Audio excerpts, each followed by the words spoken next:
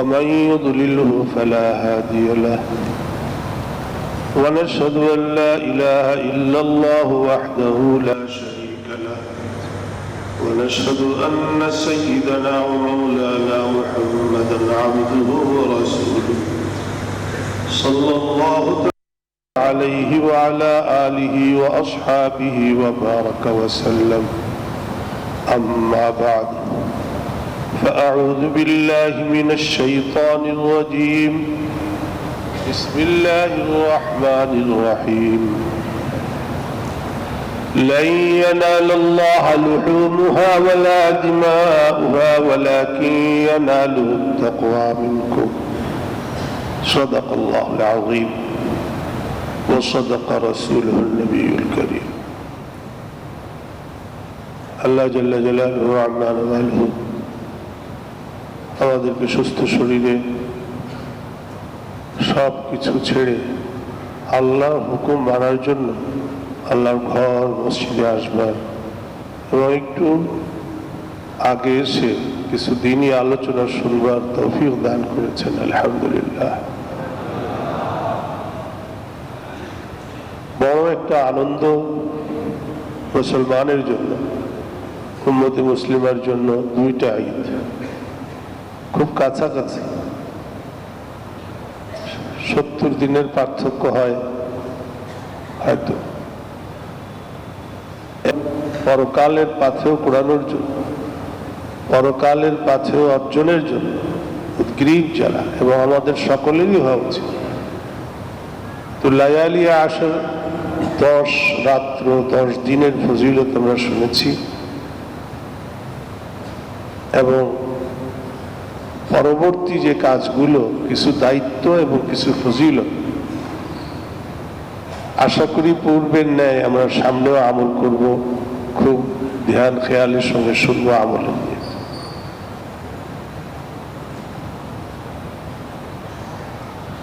সর্বপ্রথম জরুরি যেটা, কোরবানির পূর্বে 9 তারিখ ফজর থেকে তাকবীরে তাশরীক শুরু হয়। প্রতি বছরই আমরা পড়ি তাকবীরে তাশরীক। পুরুষের জন্য উচ্চ স্বরে একবার পড়া ওয়াজিব। প্রত্যেক ফরজ নামাজের সালাম ফিরানোর সঙ্গে সঙ্গে সর্বপ্রথম, অন্য কোনো কাজ করা যাবে না, কোনো অপেক্ষাও করা যাবে। সালাম ফিরাইল ইমাম সাহেব, অথবা একা একই যদি পড়ে, তো সর্ব অবস্থাতেই ওয়াজিব। পুরুষ মহিলা সকলের জন্য পার্থক্য এতটুকু যে পুরুষরা উচ্চ স্বরে পড়বে আর মা বোনরা, মহিলারা আস্তে পড়বে। আস্তে মানে আস্তে পড়ার অর্থ এই না যে মনে মনে পড়লো, ঠোঁট নড়বে কিন্তু আওয়াজ বের হবে না। আওয়াজ যদি এতটুকু বের হয় নিজের কানে নিজে শুনে ঠিক আছে, কিন্তু অন্যে না শুনতে পারে উচ্চ আওয়াজে পড়বে না। পুরুষরা তারা উচ্চ আওয়াজে কি পড়বে? আল্লাহু আকবার, আল্লাহু আকবার, লা ইলাহা ইল্লাল্লাহু আল্লাহু আকবার, আল্লাহু আকবার ওয়ালিল্লাহিল হামদ। এই তাকবীর পড়বে একবার হয়ে গেল। শুরু হলো 9 তারিখ। একটা কথা ভালো করে মনে রাখবেন যে বার হিসাবে কোনো কিছুর সঙ্গে সম্পৃক্ত না, কিন্তু আল্লাহ তাবারক ওয়া তাআলা যে বলছেন কোরআনের ভিতরে আমাদেরকে জানিয়ে দিয়েছেন, কুল হিয়া মাওয়াকিতু লিন-নাসি ওয়াল হজ ইয়াসআলুনাকা আনিল আহিল্লা। নতুন চাঁদ, এই চাঁদ যে উঠে ছোট একেবারে একদম দেখা যায় না, দেখতে কষ্ট হয়, এরকম করে উঠে আস্তে আস্তে বাড়তে থাকে। যে কোনো সায়েন্স না জানে, হিসাবাদি না জানে, সেও চাঁদ যে সবসময় দেখে অভ্যস্ত, সে বলতে পারে যে আজকে কয় তারিখ, চাঁদের অবস্থা দেখে দৃশ্যমান। খালি চোখে একটু দৃষ্টি থাকলেই হয়েছে, কানেও শোনা লাগে। তো যে স্পেশালি এটা তো তোমাদের হিসাবের জন্য, তারিখ নির্ণয়ের জন্য, সময়ের জন্য। মাওয়াকিত ওয়াক্তের বহুবচন, এই সময় কাল যেন তোমরা গণনা করতে পারো, দেখতে পারো, এই জন্য আল্লাহ সিস্টেমটা রেখেছে। এখন কোথায় ছায়া কার পড়লে কি হয় না হয় ওগুলো অন্য হিসাব, ওগুলো আমাদের বিষয় না। আমাদের বিষয় স্বচক্ষে দেখলাম, এখন বুঝতেছি আজকে এই কয় তারিখ। তো হজের জন্য আলাদাভাবে আল্লাহ বলছে মাওয়াকিতুল লিন্নাস, সকলের জন্য। এটা গণনা, সময় গণনা, কাল গণনা, দিন গণনা এবং হজ, হজের তারিখ নির্ধারণ করা, হজের বিষয়টা এটা স্পেশালি গুরুত্ব দিয়ে আল্লাহ তাবারক ওয়া তাআলা ভিন্নভাবে এর সঙ্গে জিকির করছেন, বলছেন। এখন এই হজের তারিখ সে যেদিনই হোক, দিন যেদিনই হোক, শুক্রবার হতে পারে, বুধবার হতে পারে, বৃহস্পতিবার হতে পারে, সারা সপ্তাহ ঘুরতে পারে। আরবি মাস সবাই এই দিনের ভিতরে এরকম ঘুরতে থাকে, সব সময় সবাই ভাগে পায়। সূর্যের হলে এক জায়গায় স্থির থাকে, আর আরবি যেহেতু আল্লাহ তাবারক ওয়া তাআলার পক্ষ থেকে এই একটা ফজিলতের সঙ্গে সম্পৃক্ত, তো সব দিন, সব সময় কাল সব ভাগে পাইতে থাকে, কারণ এটা ঘুরতে থাকে সারা বছর আস্তে আস্তে ঘুরন্ত, যে সে বুধবারেও বলতে পারবে না যে হ্যাঁ হ্যাঁ আমি পাইলাম না, বৃহস্পতিবারে বলতে পারবে না হ্যাঁ হ্যাঁ আমি পাইলাম না, না এরকম না। তো সব বার আসতে পারে, কিন্তু আসল হলো তারিখ। এখন ওই তারিখের পার্থক্য হয়, তারিখের পার্থক্য হয়। এই তারিখের পার্থক্য হিসাবে যেখানে যেই তারিখের ফজিলত যেরকম হবে, সেইখানের আমল, সেই স্থানের আমল সেইখানেই করতে হবে, সেই তারিখে। এই ভূমিকাটা কেন বললাম? এই যে সামনে পুরা লায়ালিয়া আশার এবং দিনের রোজা সম্পর্কে যে ফজিলত জেনেছিলাম, তারা যদি ধারাবাহিকভাবে রোজা রাখে তাহলে তো কোনো কথাই নেই। কিন্তু এই ইয়াউমে আরাফা, আরাফার দিনের রোজার একটা বিশেষ ফজিলত আছে, যারা আমরা রাখতে পারি না বা কেউ পারে নাই, যে এই 10 দিন রোজা রাখবো বা 9 দিন রোজা রাখবো, এটা আমাদের জন্য কষ্টকর। তো এই জন্য হয়তো এই নফল রোজা, যেটা বিশেষভাবে আল্লাহ তাবারক ওয়া তাআলা আমাদের নেকি কামাইয়ের জন্য, নেকি কুড়ানোর জন্য সুযোগ করে দিয়েছেন, সেই সময়টা ইয়াউমে আরাফা, আরাফার দিন, কিন্তু সেটার তারিখ হবে 9 তারিখ, 9 জিলহজ। এটা কেন বললাম? এখন হলো মিডিয়ার যুগ। ওই আরাফার ময়দানে সবাই গিয়ে আল্লাহ বিল্লাহ করতেছে, এখন দেখতেছে, কয় আমরা তো রোজা রাখি হুজুর পরের দিন।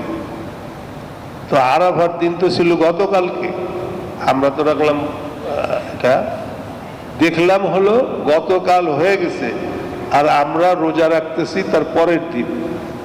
তো এটা কেমন হইলো? আমাদের দেখার সাথে আর রোজার সাথে তো মিলল না। এই মিলানোর জন্য এই ভূমিকাটা দিলেন, যেটা আমি বারবার বলেছি যে আমাদের এখানে সৌদি আলা ইমাম সাহেব আসছিলেন, বলছেন যে তোরা ইয়াউমে আরাফা অন্তত একসঙ্গে উদযাপন কর। আমরা একসঙ্গেই করি। তোমরা আরাফা কয় তারিখে করো? জিলহজের 9 তারিখে। আমরাও জিলহজের 9 তারিখে। কি বলেন, ঠিক না? তো এক কথায় চুপ, আর তো কোনো কথা নাই। এখন তারিখের পার্থক্য হতে পারে, হয়ে আসছে, সেই সাহাবাদের আমল থেকে হয়ে আসছে তারিখের পার্থক্য। তো এই জন্য আমাদের দেশে তারিখের পার্থক্য হতে পারে এবং হওয়াটাই যুক্তিযুক্ত। আজকালকার যুগে হিসাব করে যারা বলে, সেই হিসাবওয়ালারাও, সায়েন্সওয়ালারাও জানে যে এইখানে দেখা সম্ভব কখন আর ওইখানে দেখা সম্ভব কখন। এখন তো তারা হিসাব করে বলতে পারে, স্পর্শওয়ালারা বলতে পারে, কিন্তু আমরা যদিও সেটা মানি না। আমরা সেটাকে দিয়ে মানে কাছাকাছি যাওয়ার চেষ্টা করি, কিন্তু সচক্ষে দেখে, যেহেতু এই চর্ম চোখে দেখে ঈদ করবে এবং রোজা রাখবে, এর সাথে সম্পৃক্ত, তো আমরা সেটাই করি এবং ওনারাও সেটা মানেন বা বিশ্বাস করেন। যেহেতু শরীয়তের হুকুম, নবীজির নির্দেশ এরকম, আমরা সেইভাবে সিদ্ধান্ত দিয়ে থাকি। তো এই ভূমিকাটাই জন্য তো আরাফার দিনের রোজা তত ফজিলতের রোজা একটা রাখা যায়, কোনো অসুবিধা নেই। এখন যদি মন মানে না তো না মানলে 9টাই রাখেন, অসুবিধা কি? মন মানে না তো যেই দিন আপনি দেখতেছেন সেই দিনও রাখেন, তারপরের দিনও রাখেন, আপনার মন না মানলে কোনো অসুবিধা নাই। আমরা আপনাকে নিষেধ করব না যে আপনি ওই দিন রোজা রাখেন না, কিন্তু ওই দিন ইয়াউমে আরাফার রোজা না, কিন্তু আপনার মন মানে না সেটা ভিন্ন। অতএব আপনি চাইলে আপনি ওই সৌদি আরবের যে 9 তারিখ সেই তারিখেও রোজা রাখতে পারেন, আর পরের দিন আমাদের দেশে যে 9 তারিখ সেই দিনের রোজা আসল আরাফার রোজা হবে সেটাও রাখেন, কোনো অসুবিধা নেই। তো দুইটা রোজা রাখলে যে গুনাহ হবে তা কিন্তু না।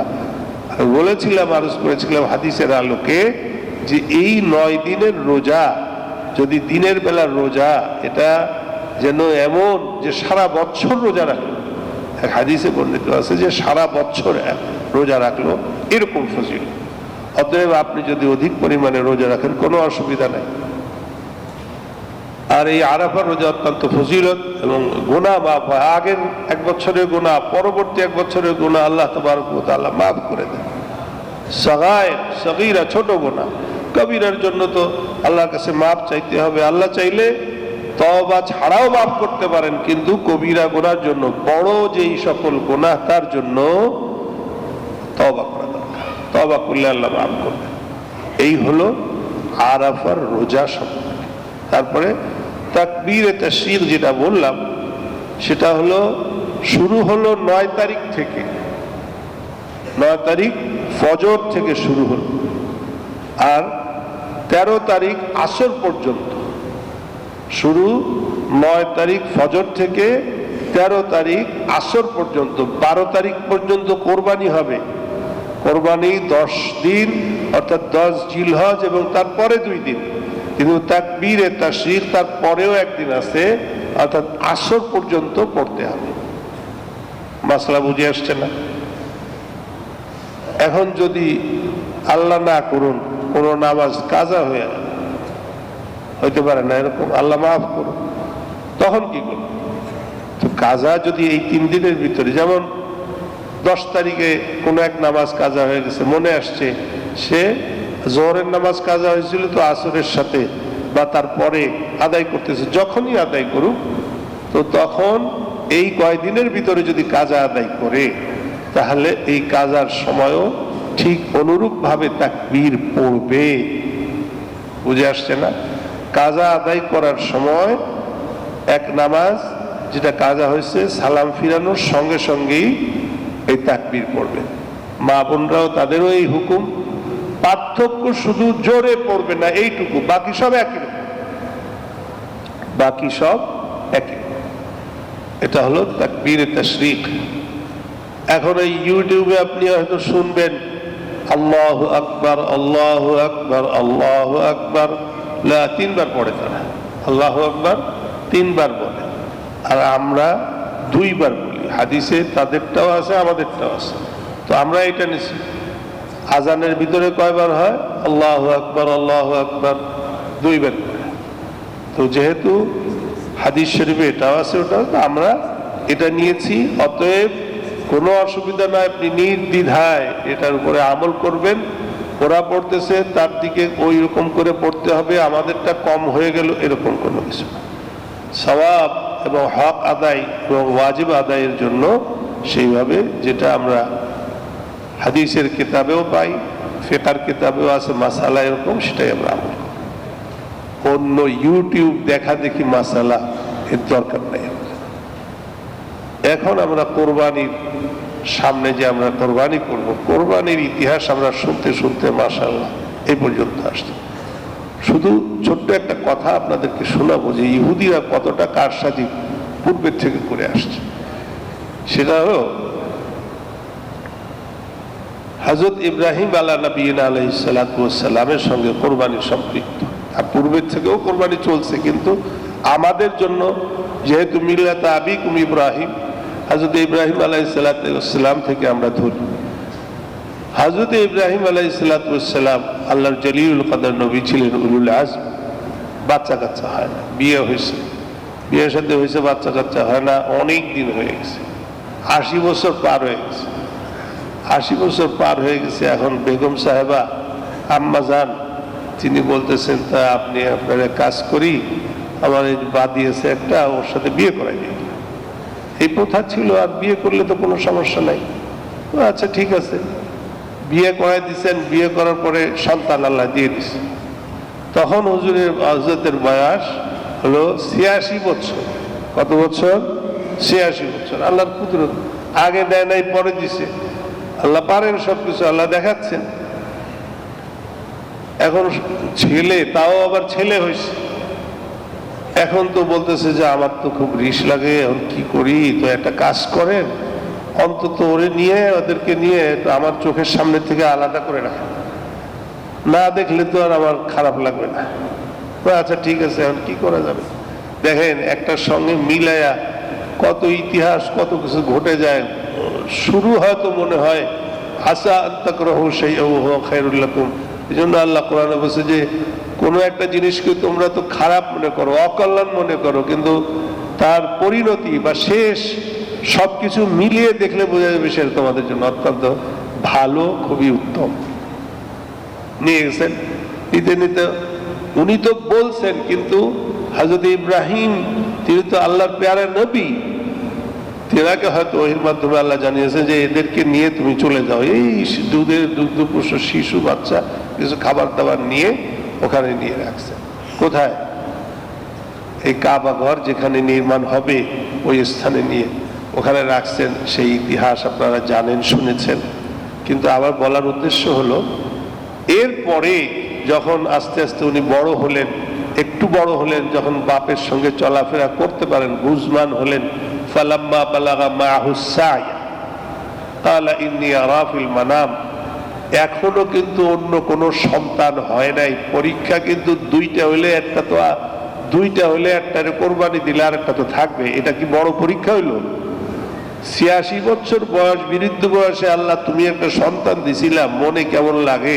তারপরে তাকে হিজরত করে ওখানে রেখে আসলাম। এখনো কিন্তু আল্লাহর ঘর নির্মাণ হয় নাই, এখনো নির্মাণ হয় নাই। যে কি ঘটবে এখনো জানানো হয় নাই। তো তারপরে যখন কোরবানি হবে, তিনি দেখলেন কিসের মাধ্যমে? স্বপ্নের মাধ্যমে। নবীর স্বপ্ন ওয়াহি হয়।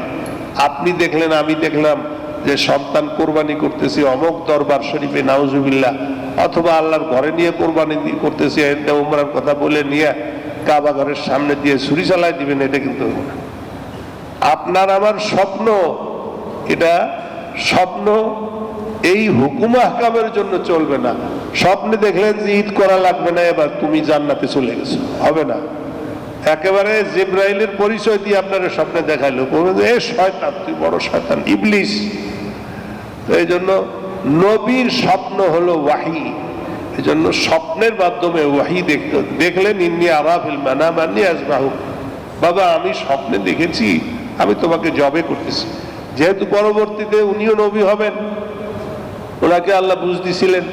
তো আসল মাযবুহ, ওনাকে যে চোখ বেঁধে উনি বলছেন, আব্বা আপনার চোখ বাঁধে, আমার চোখ বাঁধেন, উল্টা আমাকে শোয়ান যাতে করে না দেখা যায়, যাতে করে আপনি জবাই করলে আপনার অনুগ্রহ বা আপনার কোনো কষ্ট না লাগে, এই জন্য আপনি আল্লাহর হুকুম পালন করবেন। সব কিছু করেছেন, কিন্তু চোখ খুলে দেখেন জবাই হয়ে গেছে। আলহামদুলিল্লাহ পড়ছেন, বিসমিল্লাহ আল্লাহু আকবার বলে জবাই করছেন। এখন ইসমাইল পাশে দাঁড়ানো, জবাই হয়েছে হলো জান্নাতের থেকে আল্লাহ জিবরাইল আলাইহিস সালাতু ওয়াস সালামের মাধ্যমে দুম্বা পাঠাইছিলেন, সেই দুম্বা জবাই হয়ে গেছে। কিন্তু উনি তো জানে না যে দুম্বা জবাই হয়েছে। উনি তো জানে যে আমার আল্লাহর দেওয়া সেই যে স্বপ্ন, যে ওয়াহি, যে নির্দেশ, সেই নির্দেশ আমি যথাযথ পালন করেছি। এবং হযরত ইসমাইলও সেই জন্য প্রস্তুত ছিলেন এবং হয়ে গেছিলেন। ওনাকে মাযবুহ বলা হয়। এই যাবিহুল্লাহ হযরত ইসমাইল আলাইহিস সালাতু ওয়াস সালাম। এখন দেখেন, ওনার আরেক ভাই, ওই যে আরেক আম্মাজান ছিলেন, ওনার আরেক ছেলে হলো 99 বছর, তখন ছিল 86 বছর। আর ইসহাক আলা নবীনা আলাইহিস সালাতু ওয়াস সালাম যখন ওনার থেকে হলেন, তখন হযরত ইব্রাহিম আলাইহিস সালাতু ওয়াস সালামের ওমর শরীফ বয়স 99 বছর। তো কতটুকু পার্থক্য? তো এই পরীক্ষা নিরীক্ষা কিন্তু সব হযরত ইসমাইলকে দিয়ে হয়ে গেছে, অগ্নি পরীক্ষা যা নেওয়ার হয়ে গেছে। এবং পরবর্তীতে হযরত ইসহাক তিনিও নবী, কিন্তু এই ইহুদির শয়তান, এই আরবরা হলো আমাদের নবী করিম সাল্লাল্লাহু আলাইহি ওয়াসাল্লাম হযরত ইসমাইল আলাইহিস সালাতু ওয়াস সালামের বংশ। তো জাবিহুল্লাহ এটা একটা বড় বড় একটা গৌরবের বিষয়। আর ইহুদিরা হলো হযরত ইসহাকের ছেলে হযরত ইয়াকুব আলাইহিস সালাতু ওয়াস সালাম, তার আওলাদ। তো ওরা টেনে হেঁচড়ে বিভিন্ন ধরনের মন গড়া বর্ণনা কিসসা কাহিনী বানায়া হযরতে ইসহাককে জাবিহুল্লাহ বানানোর চেষ্টা করে, যেটাকে ইসরাইলিয়াত বলা হয়। অনেকে ভালো করে সবকিছু জানে না, বোঝে না, এই জন্য না জাবিহ হযরতে ইসহাক রাদিয়াল্লাহু আনহু আলাইহিস সালাতু ওয়াস সালাম, এটা সঠিক না। এইটুকু বলার জন্য যে মানে ইহুদিদের শয়তানি কিন্তু আজকের থেকে না, অনেক আগের থেকে চলে আসছে। তারা টেনে হেঁচড়ে যা খুশি করার চেষ্টা করে এবং সেটা কি যথাযথ মনে করে সকলকে খাওয়ানোর চেষ্টা করে। এই ষড়যন্ত্রের থেকে, এলমি ষড়যন্ত্র এবং তাদের অন্য অন্য জুলুমের ষড়যন্ত্র, এর থেকে আমাদেরকে, জাতিকে, ফলস্তিনকে আল্লাহ তাবারক ওয়া তাআলা নাজাত আতা। এরপরে কোরবানি এখন দিতে হবে, সামনে আমাদের কোরবানির পশু। কোরবানির পশু আমি যেই আয়াতে কারিমা আমি পড়লাম, তেলাওয়াত করলাম, আল্লাহ বলছে যে তোমার এই গোস্ত, হাড্ডি গুড্ডি, রক্ত, এগুলা আমার কাছে কিছুই আসে, এগুলো তো সব তোমাদের ওইখানেই থাকে। রক্ত বা অন্য অন্য যা কিছু হয়ে গেল, এগুলো তো জমিনে সার হলো, মানে ভালো জিনিস হলো, প্রবাহিত রক্ত চলে গেল, তোমরা গোশত খাইলে মজা করলা, কোনো অসুবিধা নাই। কিন্তু আমার কাছে যেটা পড়বে আমার কাছে যেটা আসবে সেটা হলো তাকওয়া। কি জিনিস? তাকওয়া, খোদা ভীতি। যে তুমি কি নিয়ত করে তুমি কোরবানি করলা, লোক দেখা দেখি, মানুষকে দেখানোর জন্য কালা পাহাড়, দলা পাহাড়, অমক পাহাড়, তমক পাহাড়, 10 লাখ 1 কোটি বিভিন্ন, এগুলো তৌফিক থাকলে মানুষ না দেখায় যদি কেউ দেয় কোনো অসুবিধা নেই। কিন্তু এগুলো দিয়ে মিডিয়ায় প্রকাশ করা বা এরকম সুনাম অর্জনের জন্য, সুখ্যাতির জন্য যদি দেয়, তাহলে কোরবানি হবে না, বরং এটা গোশত খাওয়া হবে, আর হয়তো এটা গুনার কারণ হবে, পাপের কারণ হয়ে যাবে। আর এই পাপের কারণ হয়ে যাবে শোনার পরে বলছে যে হুজুর এমন ইখলাস আনবো যে গরু কিনা যাতে করে হাঁটায় না আনতে পারে, এরকম মেড়া তেড়া টাকা আনবো, যেটা ভ্যানে করে আনতে হবে, কারণ হুজুর যাতে করে আমার ইখলাস একেবারে পরিপূর্ণ হয়। সেটাও জায়েজ, সেটাও হবে না। আপনার সাধ্য অনুসারে ইখলাস কোথায়, নিয়ত কোথায়, আল্লাহর জন্য করবেন, আপনি আর আপনার আল্লাহ জানেন, আপনি আর আপনার আল্লাহ জানেন। অতএব খুলুসে নিয়তের সঙ্গে এই বন্দেগী করব। কার উপরে ওয়াজিব? প্রয়োজনীয়, যেমন সাদকাতুল ফিতরে আমরা যে বলেছিলাম, এই 3 দিনে প্রয়োজনাতিরিক্ত যদি মাল যেগুলো আছে, একেবারে নিত্য প্রয়োজন, তার বাহিরে যেগুলো আছে, সেই পরিমাণ মাল যদি কারোর কাছে থাকে, সেটা যদি রৌপ্য নিসাব পরিমাণ হয়, যেমন 60-65 হাজার বর্তমান বা 70 হাজারই হলো, যেমন কারোর বড় একটা ফিকার কিতাবে লেখে, কারো 2 সেট জামা কাপড়ের দরকার না, এখন আছে 100 সেট, তো 2 সেটের পরে 3 সেটই বাদ দিলেন, বাদ বাকি সেটগুলো ধরবেন যে এগুলো যদি এখন বিক্রি করে দেই তাহলে কিরকম দাম হবে। এই সব কিছু তৈজসপত্র যেগুলো ব্যবহার হয় না, বছরে একবার ব্যবহার হয় বা 2 একবার ব্যবহার হয় অকেশনালি, সেগুলোর দামও ধরবেন, তাহলে দেখা যাবে অধিকাংশ মানুষের উপরে কোরবানি ওয়াজিব হবে। একটা হলো ওয়াজিব হওয়া, আর একটা হলো ফজিলত আদায় করা। ওয়াজিব যদি নাও হয়, যদি কেউ কোরবানি করে, তাহলে ওই দিনের সবচাইতে বড় ফজিলতের কাজই হলো ইহরাকুদ্দাম, কোরবানি করা। আল্লাহ নবী সাল্লাল্লাহু আলাইহি ওয়াসাল্লাম যখন এই কোরবানির কথা বলছেন যে একদিনে এত পশু জবাই করলে, ইয়া রাসূলুল্লাহ আমরা এই জবাই করলে পাবো তো? লিকুল্লি শাআরাতিন হাসানাতুন, প্রত্যেক লোমের পরিবর্তে এক একটা করে নেকি পাবা। সাহাবীরা বলছে যে ইয়া রাসূলুল্লাহ অমুক গোত্র, অমুক কবিলার ছাগলে এই পরিমাণ পশম হয়, যে অন্য অন্য জায়গায় একটু কম হয়, কিন্তু ওদের ইসে তো সেটা কি হবে, বলছে সেটারও প্রতি লোমের পরিবর্তে এক একটা করে নেকি বাবা। তার মানে ভেড়া হোক, গরু হোক, মহিষ হোক, ছাগল হোক, হিসাবের জিম্মাদারি আমার আপনার না, হিসাব করবে ফেরেশতারা, কাউন্টিং এর জন্য আল্লাহ অনেক ব্যবস্থা করে রাখছেন, কোনো সমস্যা নাই। আপনি আমি ইখলাসের সঙ্গে নিয়ত করে তাকওয়া অর্জন করে আমরা সেই কোরবানি পশু জবাই করব, এটাই হলো কোরবানি। একটা হলো ওয়াজিব আদায় করা, নরনারী সকলের উপরে ওয়াজিব, যদি সে এই পরিমাণ হয়, বিবি সাহেবের কাছে অলংকার আদি আছে তো সেই পরিবর্তে, অথবা দেখা গেল যে যেই পরিমাণ কাপড় চোপড় আছে বা অন্য অন্য জিনিস আছে তা অনেক হয়ে যায়, বিবি সাহেবের উপরে আলাদা ফরজ হলে, মেয়ের উপরে ছেলের উপরে আলাদা ফরজ হলে, ওয়াজিব হলে প্রত্যেকের পক্ষ থেকে প্রত্যেকের উপরে ওয়াজিব হবে। এখন গৃহস্বামী, আমাদের দেশে তো একান্নভুক্ত পরিবার বা আমরা পরিবারভুক্ত, তো বড় যদি আদায় করে তো তাহলে একটা জিনিস করতে হবে, এটা কিন্তু টেকনিক্যাল, এটা মাসআলা, যে বিবি সাহেবকে বলতে হবে যে তোমার কোরবানি আমি আদায় করে দিচ্ছি, এটা আপনার পক্ষ থেকে ডোনেশন, গিফট, হাদিয়া। ছেলে মেয়ে সবাইকে বলবে যে তোমার উপরে কোরবানি ওয়াজিব, কিন্তু তুমি তোমার পক্ষ থেকে আমি আদায় করে দিচ্ছি, এটা তাদের কাছ থেকে অনুমতি নিবেন, তারা অনুমতি দিবে তাহলে আদায় হবে। এবং তাদের নামে আপনি যখন জবাই করবেন তাদের নিয়ত করে এই নামগুলো মনে মনে নিয়ত করবেন, তারপরে জবাই হবে। এই জবাইয়ের সময়টা কত? এখন সকালবেলা দেখা গেল যে পোলাপানে ওই কসাই তো আজকাল বিরাট ব্যাপার, কসাইরা মানে 1200 টাকা একটা সিস্টেম, বলে যে যে কয় 1000 টাকা দিয়ে গরু কিনবেন তো সেই 1200 টাকা করে দেওয়া লাগে, তারপরে আস্তে আস্তে কমতে থাকে, কারণ যে যত আগে পারে ততই দাম বাড়ে এবং ততই সহজ হয় কোরবানি। না, এর জন্য সময় আছে, আপনি আগে দিবেন। নামাজ আদায় করার আগে কোরবানি দেওয়া যাবে না, ভালো করে মনে রাখেন। যদি নামাজ আদায় না করে, ঈদের নামাজ যার উপরে কোরবানি ওয়াজিব, সেই ঈদের নামাজ আদায় করে নাই, কোরবানি হয়ে গেছে, ওদিক দিয়ে নির্দেশ দিয়ে দিয়েছে যে কষায় বড় গরু তো বানায় ফেলো, না, এটা হলো না। এর জন্য হাদিসে স্পষ্ট আছে, যদি নামাজের পূর্বে কেউ কোরবানি দেয় তো সেটা কোরবানি না, তার বাচ্চা কাচ্চার জন্য গোশতের ব্যবস্থা করলো, স্পষ্ট হাদিস শরীফে আছে। বুঝে আসছে ভালো করে? কোরবানি দিতে হবে ওই সময় যখন আপনি নামাজ আদায় করবেন, নামাজ আদায়ের পরে কোরবানি হবে।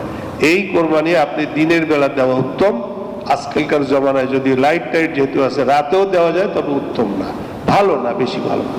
প্রথম দিন সবচেয়ে বেশি সওয়াব, তারপরের দিন একটু কমলো, তারপরের দিন আর একটু কমলো, কিন্তু ওই দিন সূর্য অস্ত যাওয়ার, তৃতীয় দিন 12 তারিখ সূর্য অস্ত যাওয়ার পূর্ব পর্যন্ত কোনো জানোয়ার যদি আপনি জবাই করেন কোরবানির জন্য, সেই কোরবানি হবে এবং সেটা যথাযথ। তো একজনের কাছে যদি মাল ওই দিন চলে আসে, তৃতীয় দিন ধরেন সে ধনী হয়ে গেল, তো তখন তার উপরে ওই দিন ওয়াজিব হবে এবং সে কোরবানি আদায় করবে। এখন একদিনে যদি এত লোক কোরবানি দেয়, তার বর্জ্য কি হবে? এগুলো কিন্তু পৃথক পৃথক 10-এর লাঠি 1-এর বোঝা। সবাই মিলে যদি আমরা পরিষ্কার করি, যথাযথ স্থানে যেভাবে দরকার, যেভাবে প্রয়োজন, সেই প্রয়োজনটা আমরা যে পানি ঢেলে দিয়ে সেভাবে ড্রেনে সেরকম করে সুন্দরভাবে আমরা নিজেরাই পরিষ্কার আমাদের জিম্মায় করলাম, তাহলে পলিউশন হবে না, খারাপই হবে না, মানুষ কষ্ট পাবে না। এটাও আমাদের নাগরিক দায়িত্ব এবং শরঈ দায়িত্ব। এই যে আমার কাছে কাগজ একটা ধরাই দিছে, ওই ইসের পক্ষ থেকে কিন্তু নির্দেশনা আসছে কিভাবে আপনি হাট বাজার করবেন। যারা হাট কোরবানির দিন এই যে বাজার বসছে, রাস্তাঘাট ব্লক করে ফেলছে, এটাও ঠিক না। রাস্তাঘাট ব্লক করা যাবে না, বাচ্চাদের নেওয়া যাবে না, বা মহিলাদের বা বৃদ্ধদেরকে ওখানে নেওয়া যাবে না। তাদেরকে নিয়ে ওখানে গেলে দেখা গেল যে এই গরমে অসুস্থ হয়ে পড়ছে, একটা দুর্ঘটনা ঘটে গেছে। এই জন্য এগুলো সব আমাদের দায়িত্ব সহকারে আমরা সবাই আমাদের সবকিছু বিষয় আমরা খেয়াল করব, যে অন্য কষ্ট না পায়। আমরা সেইভাবে করে যথাস্থানে যথা নিয়মে সুন্দরভাবে আমাদের এই হুকুম আহকাম আমরা পালন করার চেষ্টা করব। এবং ঈদের নামাজ আমরা আমাদের এলাকায় সুন্দরভাবে যেখানে হয় আমরা আগে নামাজের প্রস্তুতি নিব, তাকবীর পড়ব, যেভাবে পড়ার নিয়ম সেগুলো আমরা সেভাবে আদায় করব। আল্লাহ তাবারক ওয়া তাআলা আমাদের সবাইকে তৌফিক দান করেন। আমিন ওয়া আখিরু দাওয়ানা আলহামদুলিল্লাহি রাব্বিল আলামিন। কাবলাল জুমা আমরা যারা পড়ি নাই আমরা আদায় করি।